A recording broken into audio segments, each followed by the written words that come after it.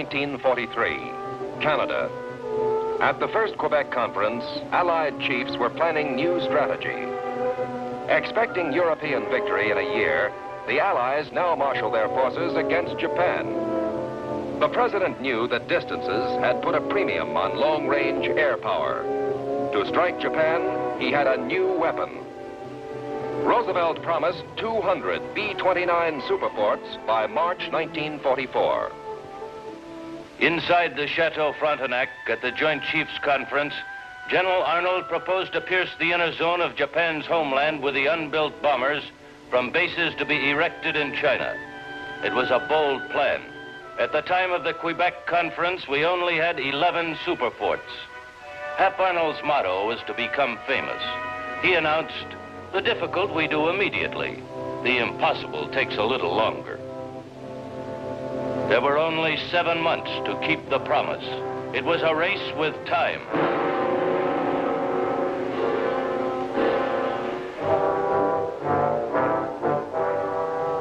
We aircraft workers came from all walks of life. A few of us had built planes in World War I. We were a part of the strength of America, now working for Boeing, Bell, and Martin. Their factories had sprung up across the country, in Georgia, Kansas, Nebraska, in the state of Washington. Things had certainly changed. In 20 years, America's aviation industry had come of age. Unskilled workers became highly productive because the cranes and jigs and tools were so designed.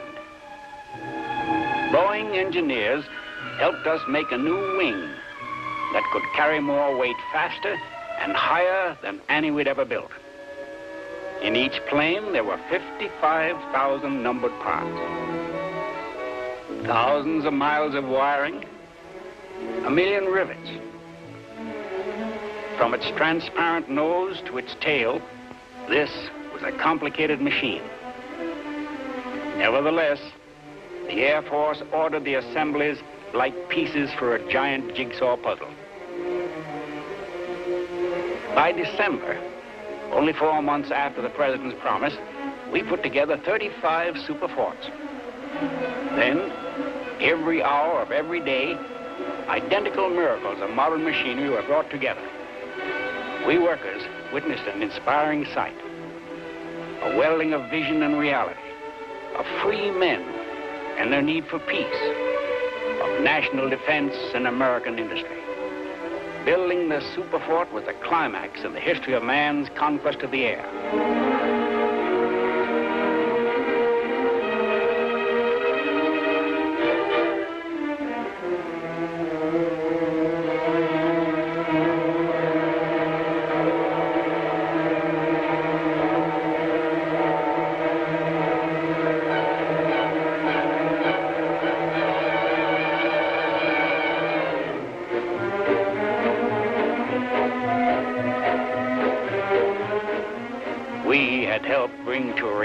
The dreams of Billy Mitchell and Frank Andrews, the plans of Hap Arnold and Toohey Spots.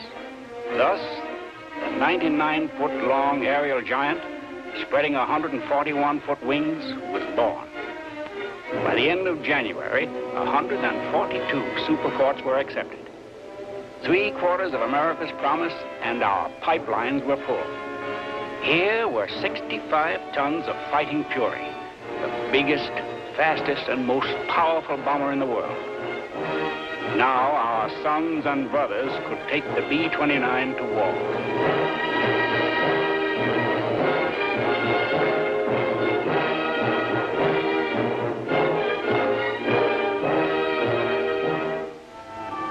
In sharp contrast, halfway around the world in China, the other half of the Superfort miracle unfolded. Armies of laborers were building a network of air bases almost by hand.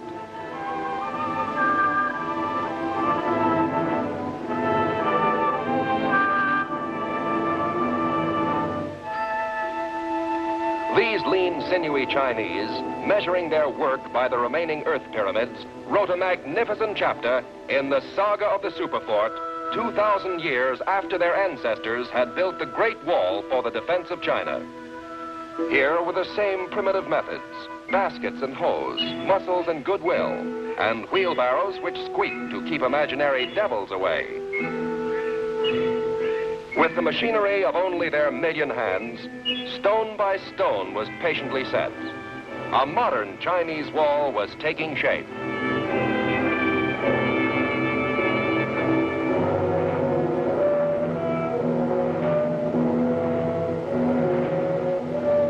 Under the direction of 26 American officers and enlisted men, and at a cost of $150 million, 1,000-men gangs, following their own flagmen, rolled out 4 great air bases.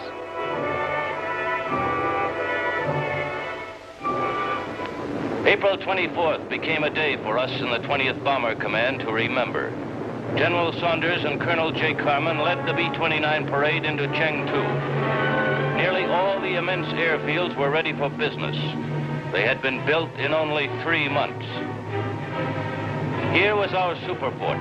It had hopped the Atlantic, Africa, and India. It flew from Kansas to China in a week. It didn't seem possible, but only a year and a half after the first experimental B-29 was flown, a fleet of American aerial dreadnoughts were arriving in China. Next stop, Japan.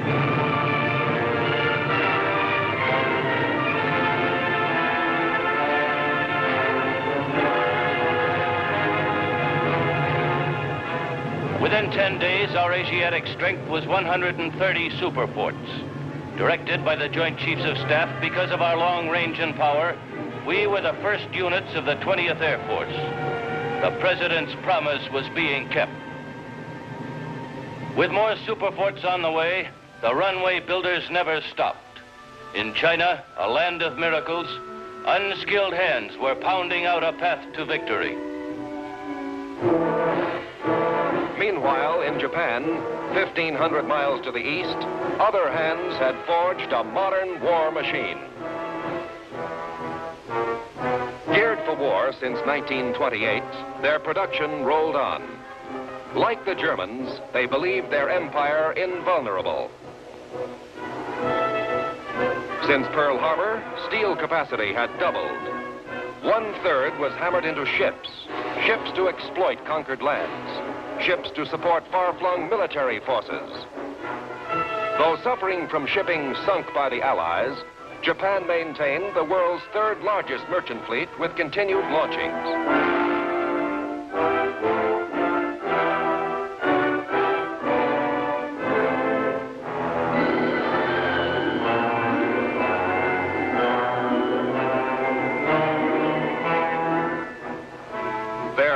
Empire with Korea and Manchuria, connected by an efficient merchant marine, formed an industrial empire 3 times larger than Germany. Their ground forces had expanded to 5 million fanatics, nearly 4 times their strength at the time of Pearl Harbor. As the conquerors of 500 million people, they had to be stopped. By June, our bases in China were working around the clock. The Joint Chiefs of Staff had ordered an attack on Japan. How many bombers could be sent? Our answer was 50. Not enough. Get at least 70. A maximum effort was necessary. It would relieve enemy pressure in East China, help the invasion of Saipan, our future Pacific base. Our target was Yawata, Japan's heavily guarded Pittsburgh. Yawata, which made 1/5 of all Jap steel. General Wolfe was winning the big gamble. His idea to train our crews while we tested the experimental B-29 was putting both men and planes in combat 6 months sooner. We were doing the impossible.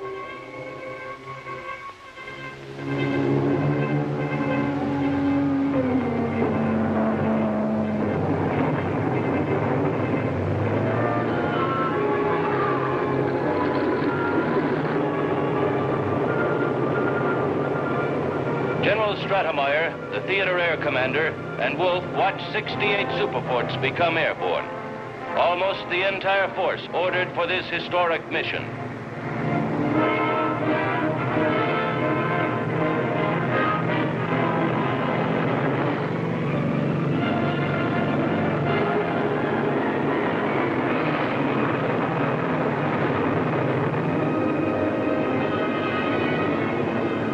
We followed the lead ship named Lady Hamilton. We followed General Blondie Saunders and his pilot, Colonel Howard Engler. We followed the Marines who landed on Saipan this morning. We headed out high over the Yangtze River. Guided by our navigators, we began the long hop across the Yellow Sea.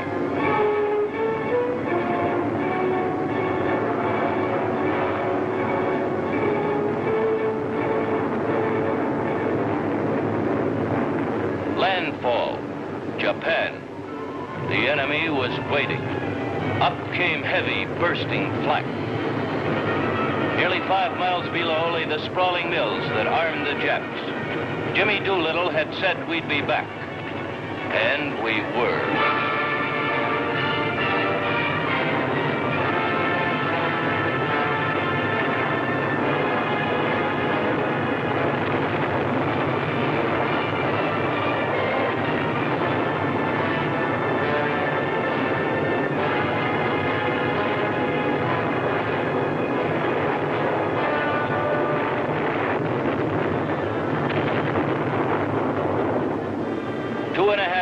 After Pearl Harbor, our Superfortress had struck Japan.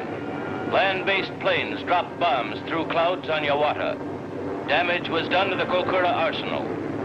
Punishment to the steel industry was not extensive, but the B-29 Blitz was underway. A global bomber and a global air force were in operation. The beginning of the end of the Japanese Empire was underscored in exploding bombs that reminded the Japs of Pearl Harbor. The growing systematic waves of destruction had started. From China and later from Saipan, the Allies were forging a huge nutcracker to crush the enemy. General Arnold's determined order, make 'em the biggest, gun 'em the heaviest, and fly 'em the farthest, was carried out. He warned the enemy, no part of the Japanese Empire is now out of our range. No war factory too remote to feel our bombs. The battle for Japan is now underway with full speed ahead.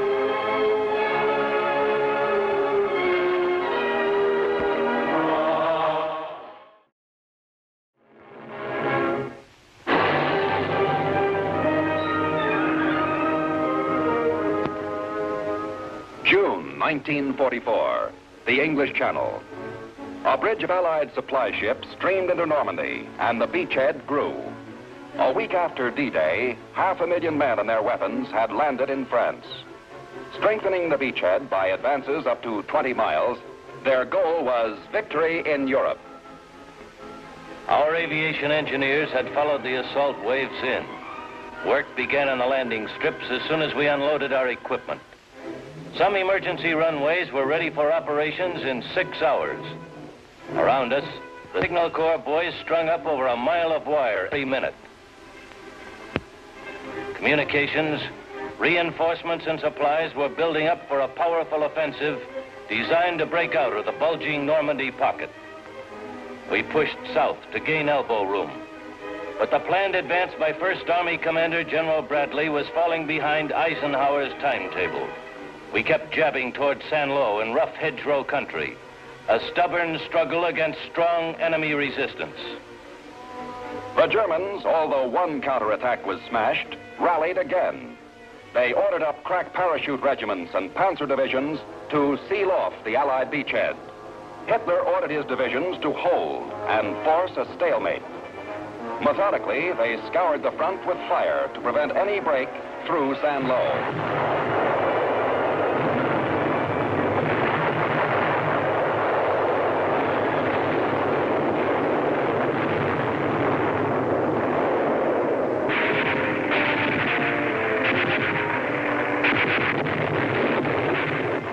German fire was effective.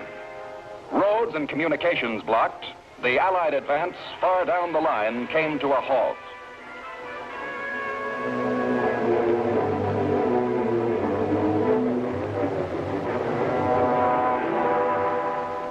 These were the worst days of the bloody Normandy campaign. The ground troops dug in and waited for a break. Those of us in Pete Quesada's 9th Tactical Command had been waiting too. Now, clearing weather gave us a chance to crack the San Lo block. 300 fighter bombers in half an hour. Following us were the heavies. 1,500 were to pass over the target within 60 minutes. A plane every 2 seconds. Cobra was the plan name. With it, Eisenhower hoped to demoralize the enemy in a sector 5 miles long and 1 mile wide. Including medium bombers, nearly 2,400 planes wove this carpet of bombs.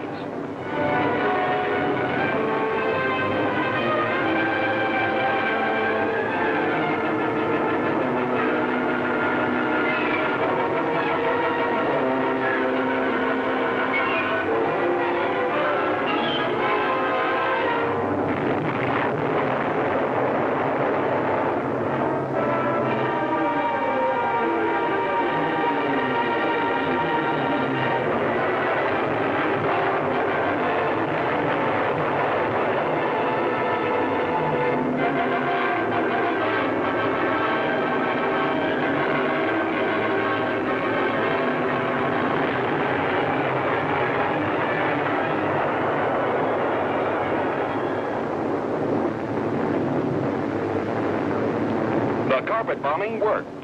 Now General George Patton could deploy his armored columns for a dash across France. But his right flank would be open.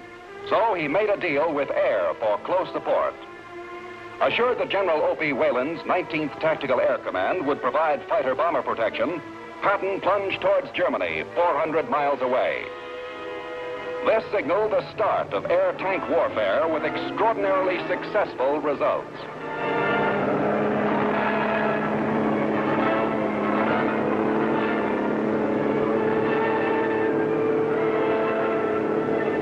Each fighter bomber acted as the eyes of an armored column and communicated by radio phone. Our job was to attack enemy concentrations in advance of our ground forces.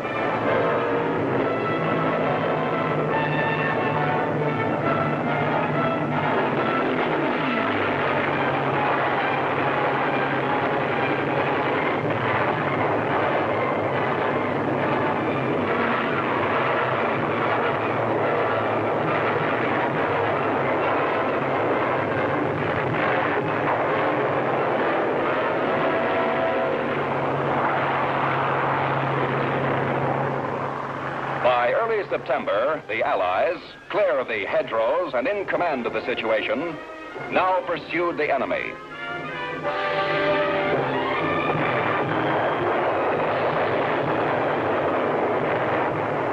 Protected and supplied by air, the mobile U.S. Third Army in 1 month was at the doorstep to Germany. Air tank teams in their famous dash across France had opened a road to freedom.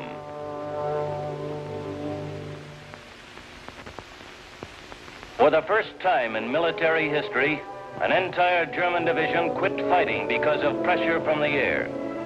Credit for these punishing attacks goes to the 19th Tactical Air Command. The formal surrender ceremony at Beaugency Bridge was held up until General Wayland could attend. Our 405th Fighter Bomber Group had persuaded German General Elster to surrender his division, consisting of 20,000 officers and men.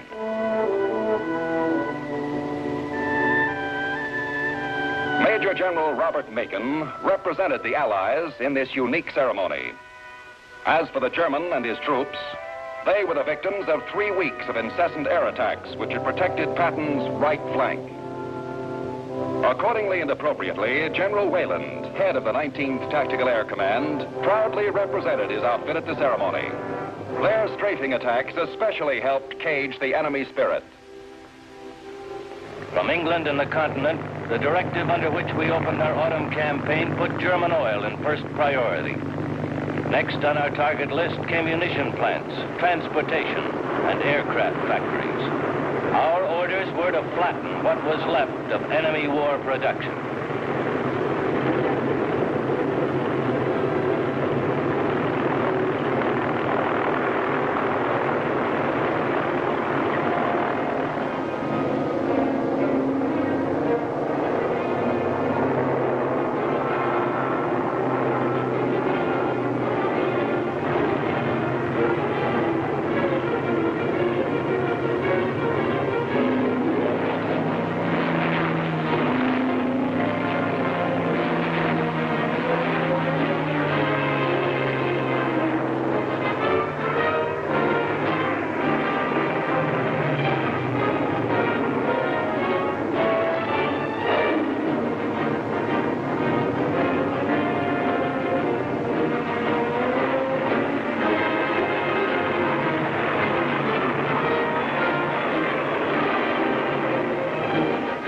But the Luftwaffe menace was not entirely wiped out. With amazing recuperative powers, with underground factories, with hoarded gasoline, with 350 airfields, the Germans again had air power.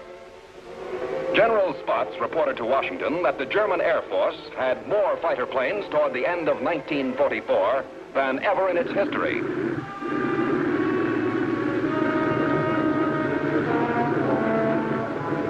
On several occasions, the Luftwaffe showed that its new strength could be brought to bear against American bomber formations. Goering raged at his fighter commanders, calling them cowards, and threatened to transfer them into the infantry. Even so, he began to employ his forces in large, concentrated air battles.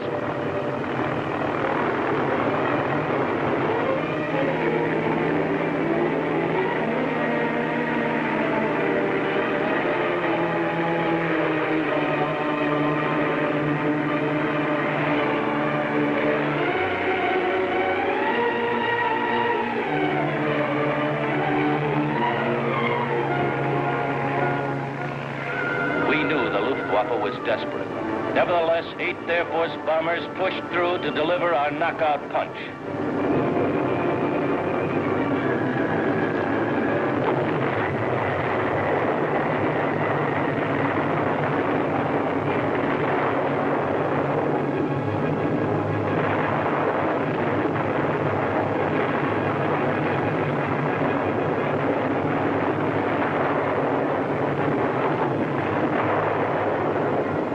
Suddenly, the Germans attacked.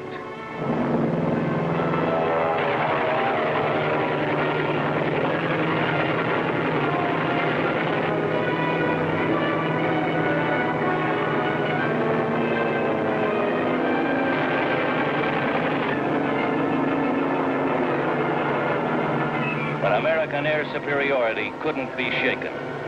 Germany was about to suffer the hell she herself had created.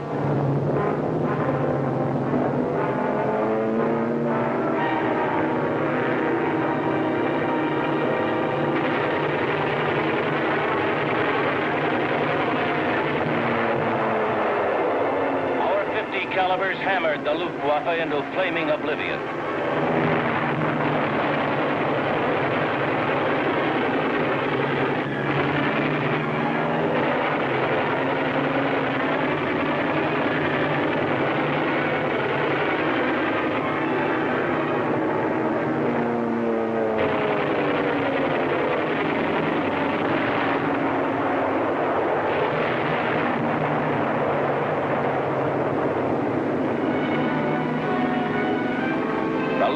Had shot its last bolt. There was blood in the skies over Germany, German blood. Our final air campaigns now swooped down to spread the paralysis of defeat.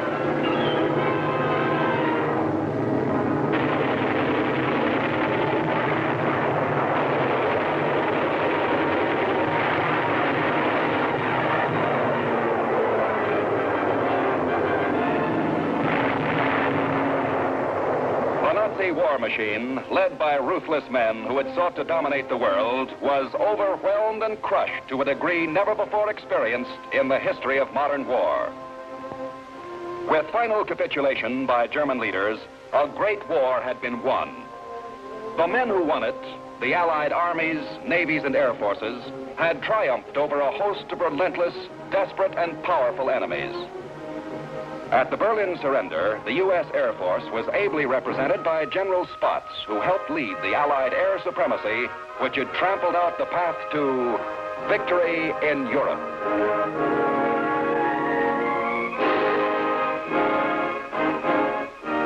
Air power, according to General Hap Arnold, was our margin of success.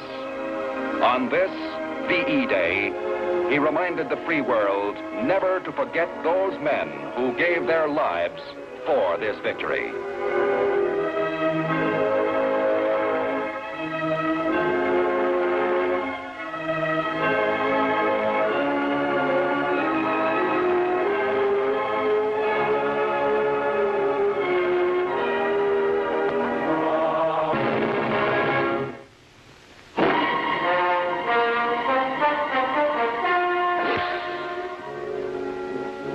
1944, East China. From key bases like Guilin, the small 14th Air Force accomplished miracles with the aircraft at their disposal. The frontier Flying Tigers fought the Japs with initiative, ingenuity, and superior tactics. General Claire Chennault's Air Force suffered chronic shortages. They had only such supplies as could be flown across the hump or replacement parts which they cannibalized from their own aircraft. Nevertheless, they did an amazing job of maintenance under the most primitive field conditions.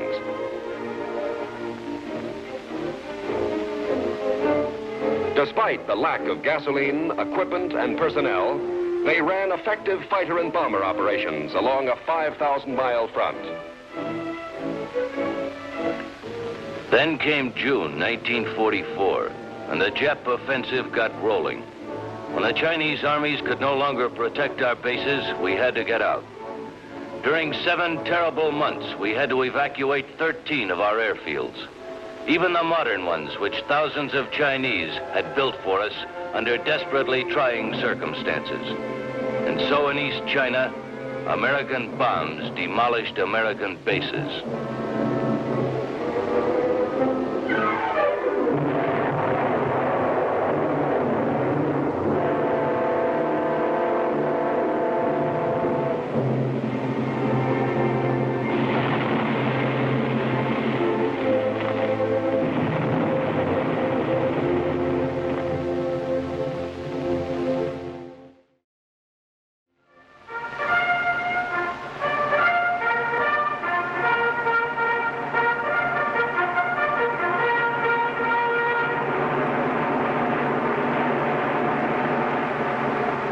While the 14th Air Force, tasting temporary defeat, regrouped at other bases in China, the 5th Air Force advanced in the Pacific.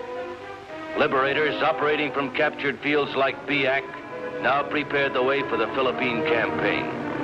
Our mission was to neutralize the enemy on the islands we had bypassed. Our commanders, MacArthur and Kenny, felt there were too many Jap strongholds behind us and around us to be healthy. Air power had to remove the threat of enemy attacks on the flank and the supply line of our proposed amphibious landing.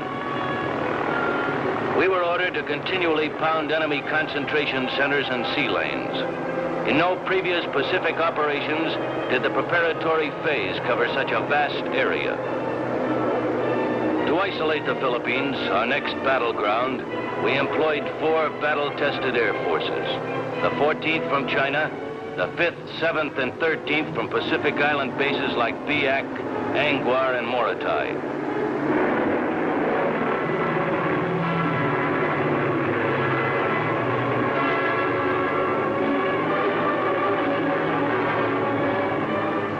Pacific warfare was island warfare. It was our job to cripple key bases in the shrinking Japanese empire. Our targets were enemy installations and the convoys supplying them.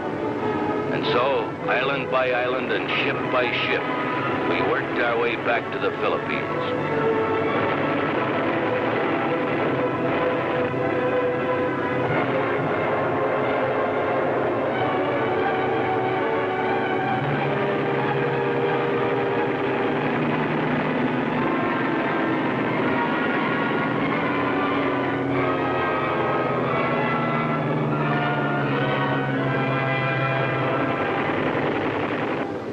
Dropping bombs from minimum altitude was no longer risky because of General Kenny's idea, attaching parachutes to fragmentation bombs. In this way, parafrags could be safely scattered on enemy targets in low-level attacks.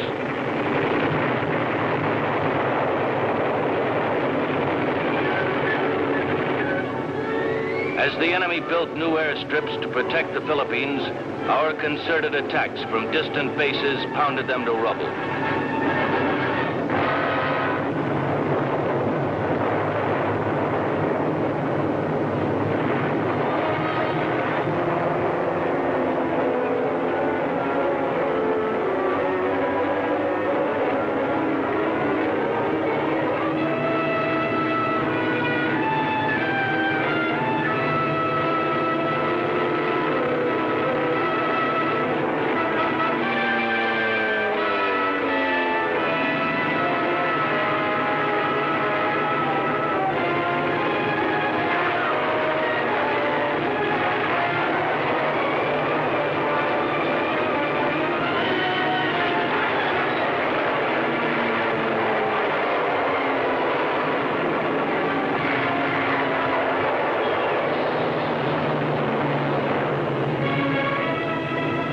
With these raids, we had softened up the approaches to the Philippines, and fulfillment of the promise to return was now in sight.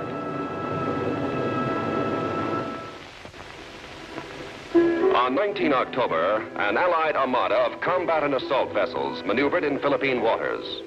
The Joint Chiefs of Staff had decided on Leyte as the invasion island. Two great amphibious forces of more than 700 ships converged. MacArthur knew that Leyte defenses were heavy.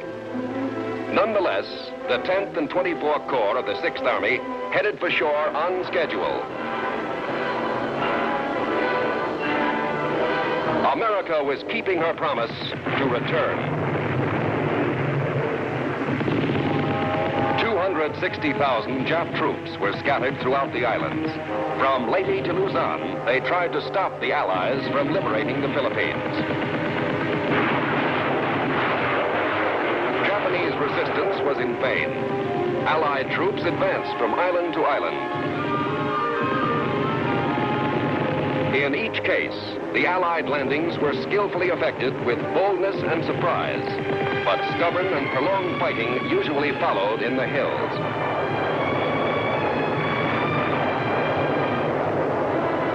It took 2 months of bloody battle to secure Leyte.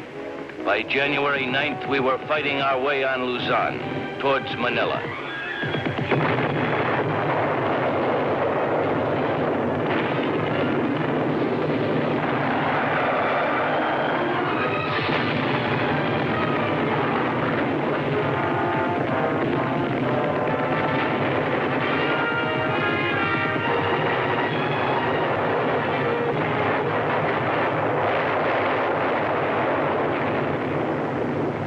The hills of Luzon were a problem ready-made for an air power assist. In cooperation with ground units, we flew tactical missions against Japs holed up in mountain caves.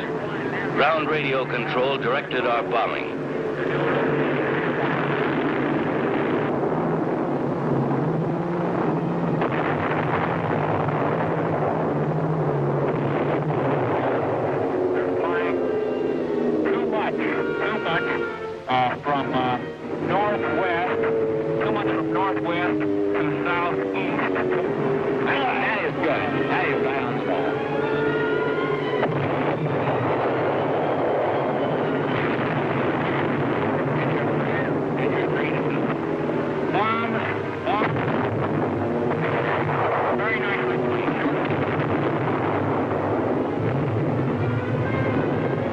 With the Japanese severely crippled, successive Allied invasions treaded through the Philippine archipelago to cut up Luzon.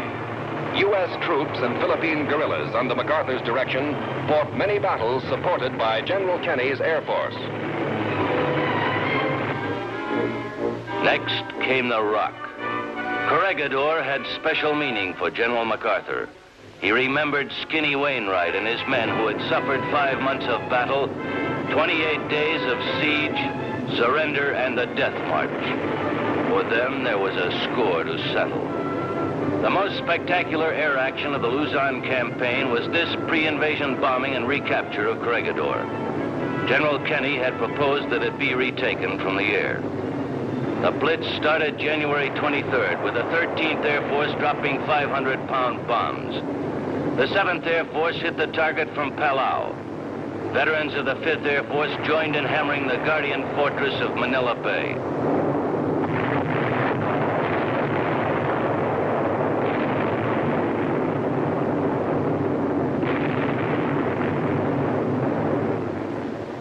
Now, 50 troop-carrying C-47s from Mindoro headed for Corregidor. The proposed air landing was perilous and problematical. We were about to retake a citadel built before the war by Americans who tried to make it impregnable. We hoped that the month of continuous bombing had softened the Rock. 2,065 men faced the ticklish job of jumping into an extremely short and narrow area, a rugged target surrounded by sheer cliffs.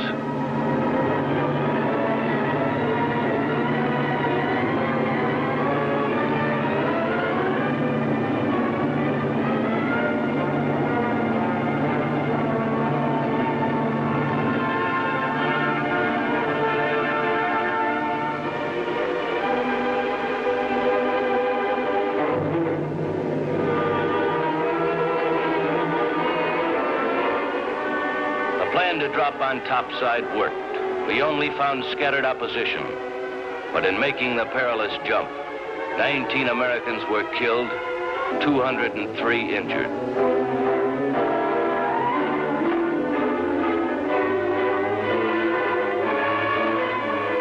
The Corregidor return drama developed along the classic Allied pattern in the art of trifibious warfare.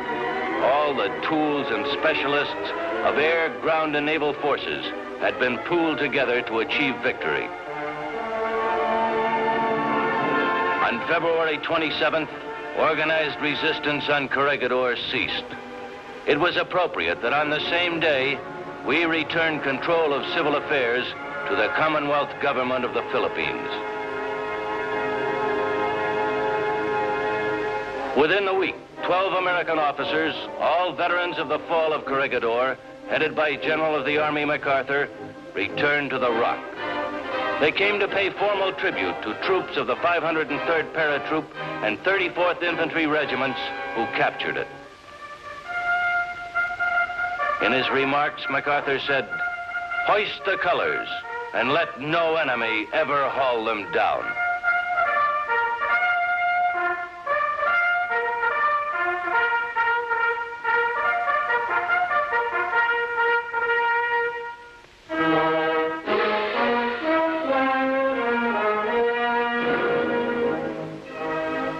The road to victory was a long trek, over many bridges won by the combined strength of land, sea, and air.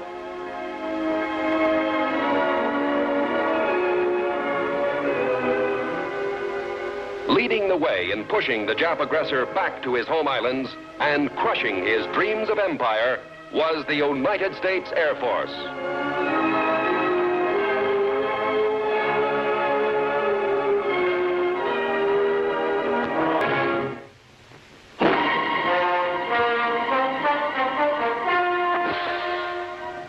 (1944), high over the Pacific Ocean. A fleet of the mightiest super bombers in the world were completing a 5,000-mile flight from San Francisco to Saipan. Less than 4 months before, the island was in Japanese hands. It was for bases like these that American soldiers, sailors, and Marines had fought the costly battle. On Columbus Day, 1944, B-29s discovered Saipan. Our arrival was a real historic event, celebrated with a ballad by a local poet, and it went like this. On the 12th of October, back in 1944, the citizens of Saipan heard a great four-engine roar. Bulldozers fled the runway. The soldiers stopped to cheer as down came Jolton Josie, the Pacific pioneer.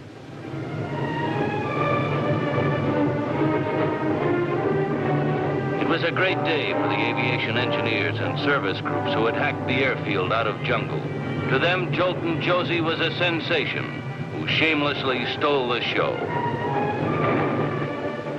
Some Jap officials already knew that Saipan, as an American base, with its threat of aerial bombardment, spelled eventual defeat for Japan. The landing of the B-29s gave reality to that threat. The new arrivals were men who had flown fortresses and liberators in all theaters of war. They were led by a former 1928 flying cadet, who in 1944 was named Deputy Chief of Air Staff and was now commanding the 21st Bomber Command, General Haywood Hansel. Well, the first element of the 21st Bomber Command has arrived. When we've done some more fighting, we'll do some more talking. Thank you.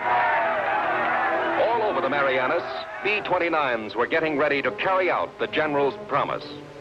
Saipan, Tinian, and Guam had been seized by Admiral Nimitz forces for the primary purpose of serving as bases for the very long-range bombers now parked on circular hard stands. The 21st was building up its massive air power as it prepared for the ultimate crushing defeat of Japan. The long arm of the 73rd Bombardment Wing, led by General Rosie O'Donnell, began punching the enemy with appalling strength. Behind this strength was more than bombs and bullets. There was planning. In January, the 21st Bomber Command changed hands. Major General Curtis E. LeMay replaced Hansel. By sheer weight of attack, LeMay believed he could force a surrender of Japan. To that end, he ordered a furious pace of operations. Here was his weapon, the Superfort, with 2,200 horses warming up in each of its 4 engines.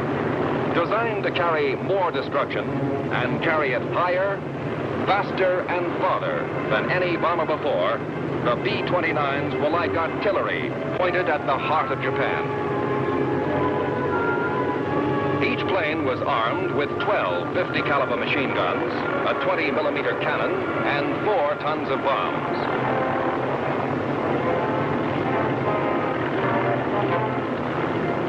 Fully armed, the 21st Bomber Command was taking off for Japan.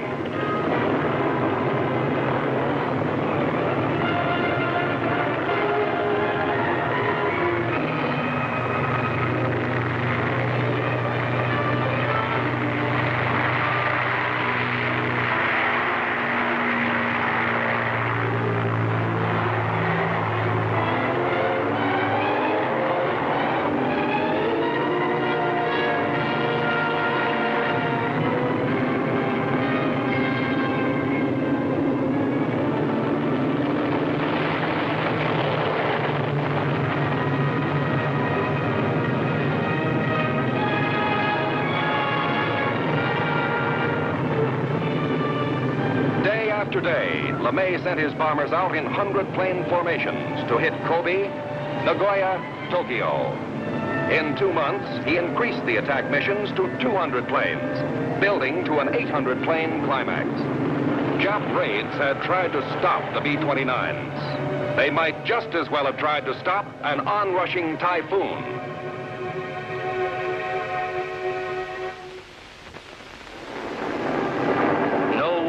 Ever fought over such vastness. We who had battled over Berlin, Ploesti, and Schweinfurt knew it. London to Berlin and back was 1,000 miles. The Foggia-Ploesti run, 1150. But Saipan to Tokyo and back was more than 3,000 miles. B-29s were the planes for the job. For all their destructive power, those of us who flew the Superforts felt they were things of beauty. In flight, our navigators were on the spot. An error of 2 degrees could put all of us over nothing but ocean in a plane with empty gas tanks. It was a long ride on the longest, toughest bomber missions in the world. As we approached enemy sky, the crews prepared for the deadly business ahead. While making the slow climb to altitude, our gunners warmed up the central fire control system. Inside a Superfort, you can't see a gun. You fire by remote control. We had electronics, superhuman brain power at the flick of a switch. Then we waited for the Japs.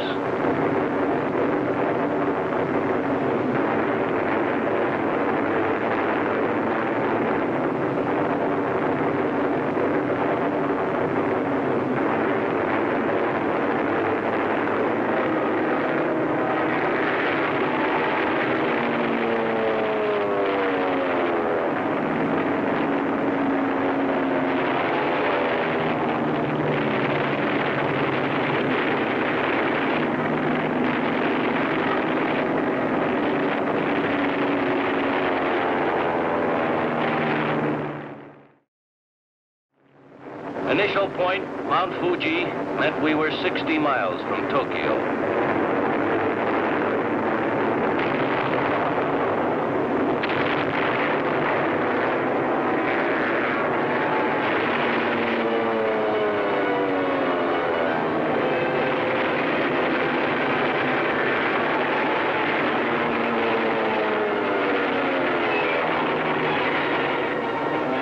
Leading B-29s found their objectives.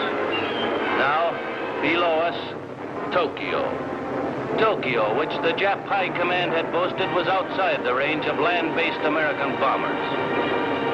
For 6 months, we had proved them wrong.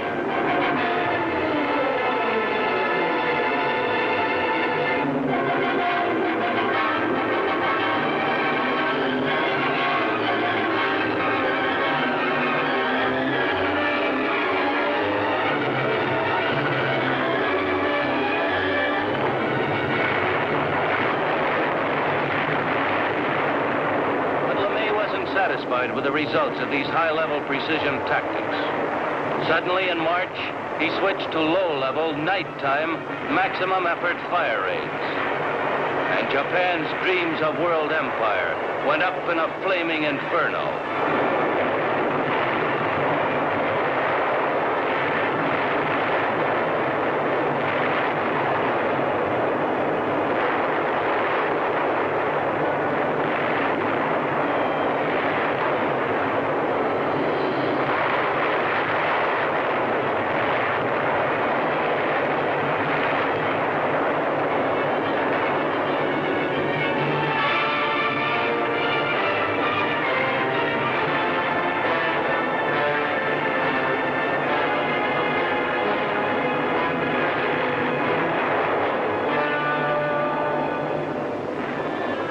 The B-29s burned out the industrial heart of Japan. One by one, 66 principal cities received their devastating bath of fire until Japan's military situation was hopeless. They could not have held out. They had lost control of the air. Their capacity to wage war was destroyed.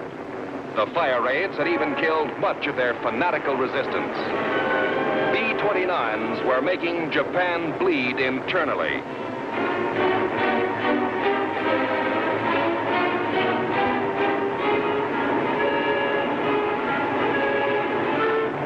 Then President Truman made a grave decision.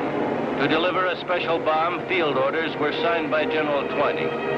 They instructed Colonel Paul Tibbets and his B-29 crew to drop what they called the gimmick.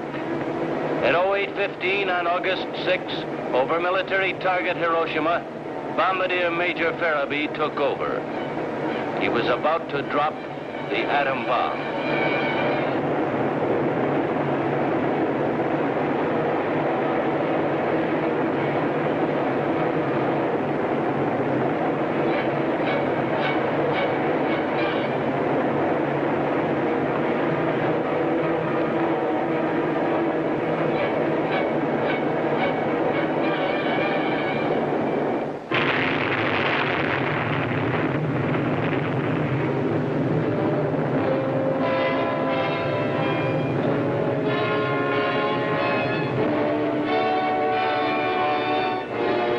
A bomb of unprecedented destructiveness had exploded.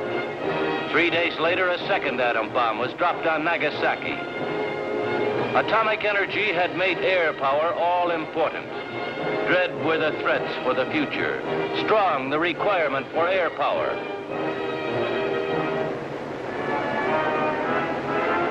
As suddenly as it started, the war came to an end and surrender ceremonies aboard the Missouri.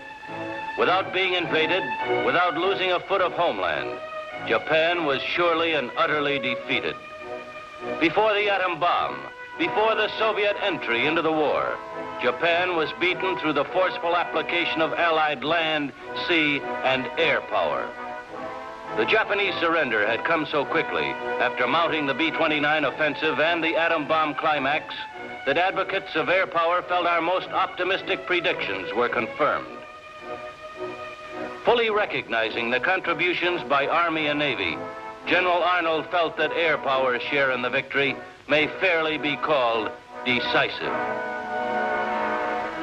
In addition to ushering in the atomic age, the war's end marked one of the revolutionary points in the history of warfare. Control of the air proved to be essential to the success of every major military operation. Coordinated planning and command of ground, sea, and air forces, backed up by the full effort of the home front, had enabled the Allies to secure this control of the air. Air power is the technical instrument of our country's defense. Air power can also be the instrument of peace. The United States Air Force has made it apparent to any potential aggressor that an attack on the United States would be immediately followed by a devastating air atomic counterblow. The atomic weapon thus makes air power the primary requisite of national survival.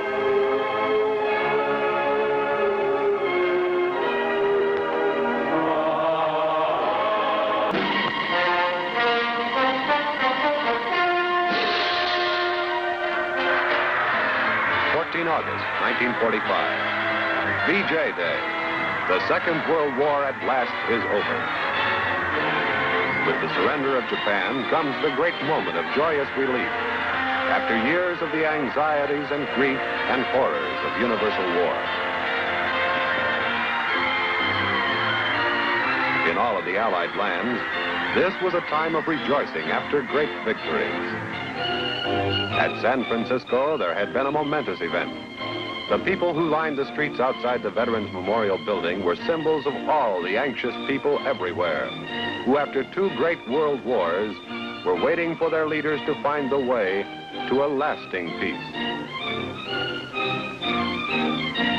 And it seemed that the way had really been found when here in San Francisco, the victorious countries met to sign the Charter of the United Nations.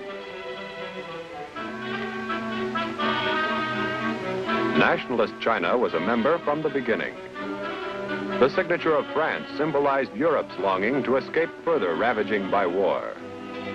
The presence of the Soviet Union's delegate justified the hope, a hope which later proved false, that from now on, every nation would live peaceably within its own borders and respect the rights and sovereignty of other nations. The signing of the UN Charter by Great Britain and by the United States and by other founding nations, until in all 50 had signed. This offered to mankind genuine hope for freedom from the scourge of war. It really seemed that a new era of peace and goodwill among men of all nations was about to begin.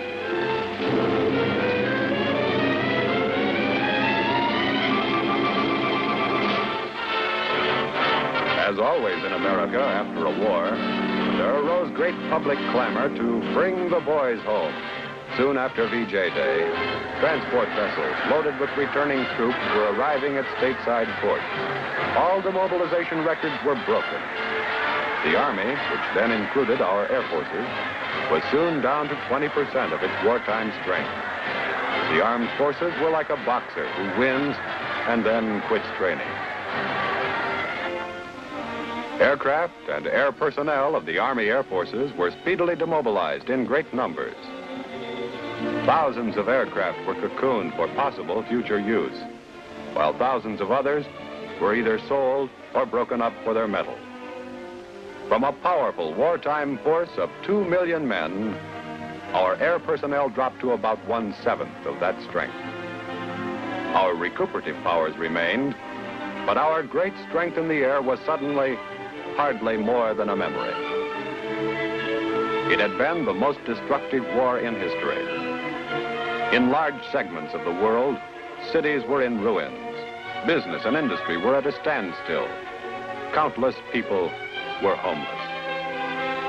Before long, the people of the stricken lands were at work on the long, long job of cleaning up the wreckage and rebuilding. As always, the farmers had a lot to do with getting the world back on the track. Our victories in the war had been complete. Still, some of our leaders knew we had better look to the future. One of them was General Hap Arnold, commanding general of the Army Air Forces. We must be sure that none of these victories is wasted and thrown away in the years to come. There will no longer be any spot on Earth, and certainly not in America, that is safe from attack by air. For our protection, we must have an Air Force second to none. For this, we need a great aviation industry, a great air transport system, and a great body of trained personnel. But we'll need more than planes and pilots and mechanics. We'll need scientists and mathematicians, and we'll need the full inventive genius of the American people. With these, we can protect the future, ourselves and our allies, with the weapons of the future. After the war, small appropriations made it difficult to carry out the program that General Arnold called for. Although we knew that the modernization of our air forces by the development of jet aircraft was a most urgent requirement, the change from propeller-driven airplanes to jet airplanes had to be gradual because of low budgets and because it takes years to bring new aircraft from the to operational use. The P-80, one of the early jet fighters, made a spectacular claim to public notice when it flew from Long Beach, California to New York City in 4 hours and 13 minutes. While jet fighters were coming into operation, jet bombers were still in the development stage. But there came a day when a propeller-driven bomber proved the possibility of a global air force with strategic capability. Here's the Pacusan Dreamboat, a B-29. One day in October 1946, we towed her out at Hickam Field, Honolulu. There were 9 of us in the crew, and we had a fine commander, Colonel Clarence Irvine. We'd waited 34 days, partly because of weather conditions, partly because of mechanical difficulties. Everything had to be right. We were going to try to make one of the greatest flights in air history. Non-stop from here in Hawaii, over the North Pole, and on to Egypt, about 10,000 miles away. The first time ever for such a flight, and without refueling. We had a fuel load of more than 12,000 gallons, the heaviest ever carried by a Superfortress. Combat gear had been removed, and she had helium in her tires to lighten the load. We had a perfect takeoff after a run of 8,000 feet at 0551 on a Friday. Our route took us across the coast of Alaska and then over the North Magnetic Pole. The Dreamboat took us over the top of the world. She was racing an Arctic storm and she had no de-icing equipment. She met every test. She had to. She was blazing an air trail over Greenland, Iceland, England, France, and Italy, and then Egypt. Everybody's pretty tired. And why not? It's Sunday morning now, and we left Honolulu Friday morning. We've been in the air 39.5 hours. We've flown 9,500 miles non-stop, crossing 2 continents and landing on a 3rd. Quite a flight. Quite a flight. In 1947, big decisions at the top level of command. World War II had proved the vital significance of air power. So now there is a logical reorganization of our military structure. Henceforth, the Air Force will be a separate service. The Army Air Forces become the United States Air Force. A necessary move first proposed years previously by General Billy Mitchell. W. Stewart Symington becomes the first Secretary of the Department of the Air Force. General Carl Spaatz, veteran of the early aviation section of the Army's Signal Corps and distinguished for his record in both World Wars, becomes the first Chief of Staff of the United States Air Force. A year or so after World War II, there were more than 300,000 of us in the Air Force. And now we had a uniform of our own. We used to be in the Army. Now we had a new look. And there were about 4,000 of us WAFs, too. Some of us used to be WAFs in the Army Air Forces, and a lot of us joined up after the Air Force became a separate service.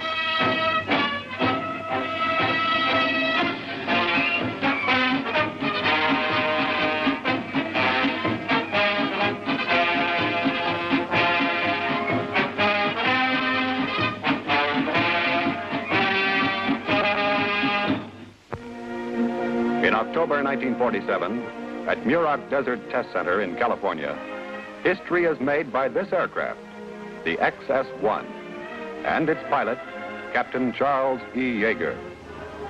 This airplane and this pilot are about to be the first ever to fly faster than the speed of sound in level flight. A B-29 will take the XS-1 aloft and launch her at an altitude of about 35,000 feet. The XS-1 is not a military aircraft, but a flying research laboratory designed to test the effects of supersonic flight upon airplanes. It is powered by 4 rocket engines. Its weight empty is less than 5,000 pounds, but it carries 8,000 pounds of fuel. B-29s have done a lot of memorable things, but none of them ever before and a mission quite like this one. And no airplane ever did what the XS-1 is about to do.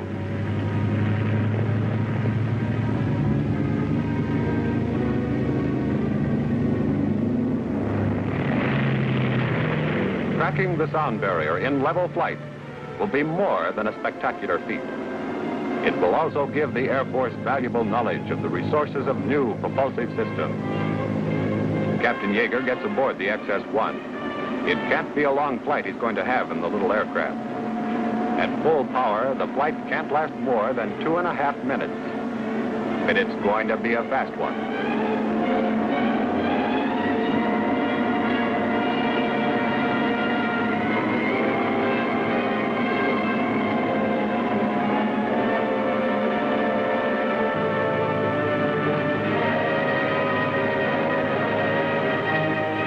Ready. The radar crews are ready, too, to do the timing. The only possible method for timing aircraft at extremely high altitudes.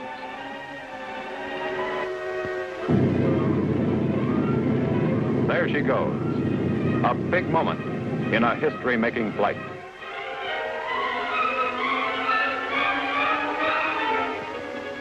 Now she's approaching the barrier. The speed of sound at 35,000 feet is 660 miles per hour. The really big moment. Through the sound barrier. The first time ever in level flight. For the first time, except in dives, a man has flown an airplane faster than the speed of sound.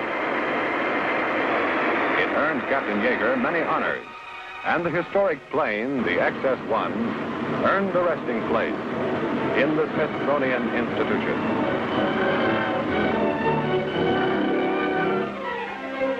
Captain Yeager's feat was only one sign that the jet age and the Air Force had caught up with each other. Despite low budgets and great technical problems, as rapidly as we could, we were developing modern aircraft like the F-86 Saberjet, splendidly ready to prove themselves in battle, ready to serve our country by giving new strength to the rising power of the United States Air Force.